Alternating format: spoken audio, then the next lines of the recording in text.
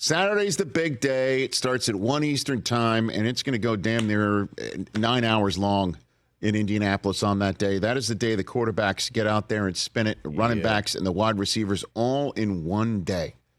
Yeah. And this is going to be great, in my estimation, even though it does appear Caleb Williams will just be standing there in his sweatsuit. Jaden Daniels just be standing there. It's possible Drake May is going to throw. We're still waiting to hear. And Marvin Harrison Jr. will be in his sweatsuit too. I don't know if he's going to run. Are these guys going to run 40s? I don't even know if they're going to run 40s. I don't know if we've reached the point in time where they just won't even run. They'll just show up. Yeah. And I understand what the question is. I know where it's coming. My answer is biased. But we're hearing coaches aren't showing up more and more. They're not showing up. They're staying home. Really? Yeah. Head coaches just aren't coming. Go ahead and ask the question, Chris. I know it. I could sense it. I feel it from over there. Does the combine still matter? Okay. It is Overreaction Monday as well. Later on, we'll have our Overreaction Monday. Combine still matters. It will always matter. It never won't matter. Because lost amongst the conversation of will the top flight quarterbacks throw, and head coaches aren't coming because they could do more work at home, and the interviews that they have with the kids are just 15 minutes long, and it's speed dating, and it doesn't, give these guys enough time to make a decision anyway, even though forget the fact that they could still show up and chat with them at their pro days and then invite them in to their facilities, and a lot of these guys are going to come and do that. But two things. Number one, I take it that the coaches aren't showing up. It's because the broadcast is so damn good. By the way.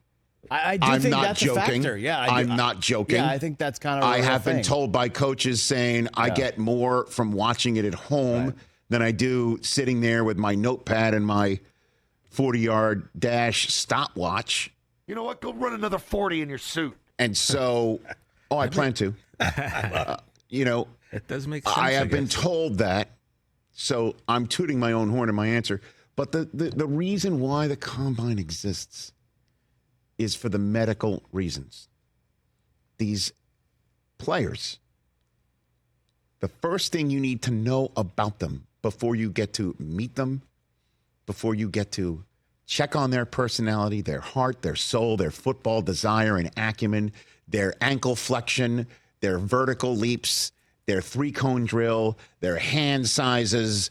Before you get to know any of this sort of stuff, the most important thing you need to know is how healthy they are. I have seen, I have been told, I have witnessed.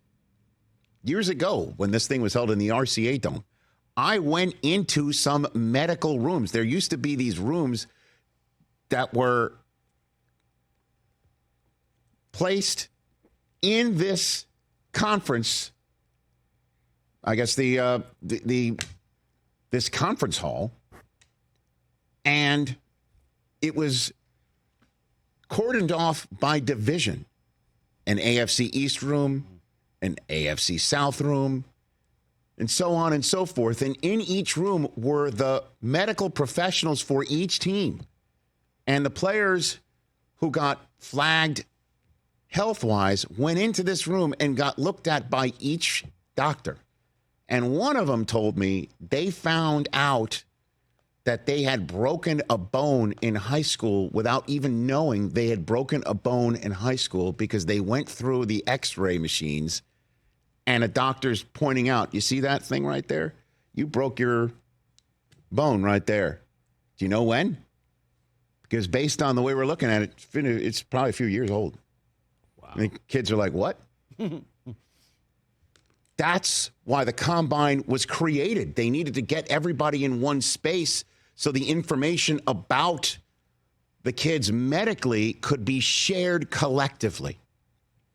In the same way that revenue is shared, this information, everybody got together saying it's only fair if we know everything about these kids the same way. And one of the reasons why Indianapolis is such a great city for this event is the hospitals that are in the area, just in case you need to send the kids out for more examination and MRIs and things of that nature, they're just down the street. No traffic. You just go straight from the hotel to the stadium, to the hospital, and back. I know this isn't a sexy answer here, that I should sit here and rail against Caleb Williams for not throwing. Listen, he doesn't want to throw is because why? Because he may sail one?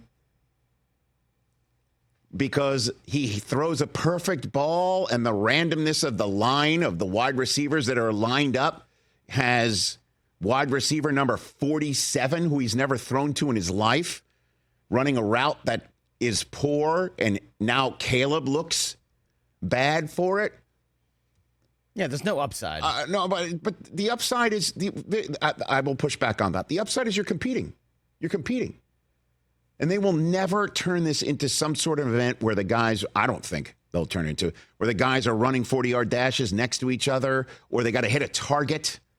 You get points. Suddenly you amass points and you wind up winning the combine. The way that would be fun. I know that's the television event, but this is still an event where the scouts need to learn what they want to learn. And I've done this 20 years. The drills are what they are because they want to expose physical weaknesses. Like, for instance, you see these drills sometimes where the offensive linemen are lying down on the ground and have to jump up and do their thing. Mm-hmm. Ask any offensive lineman. How many plays go well for the offensive lineman when they are lying down on the ground? The answer is 0. 0.0. So a lot of this is done just for the scouts, and I understand that the players don't want to, put it out there. I guess it sucks for our television event, but I think it's good to show that you're competing, personally. And again, any team that passes on Caleb Williams or Jaden Daniels because they had 2 bad throws at the combine, well, good luck to you. Good luck to you.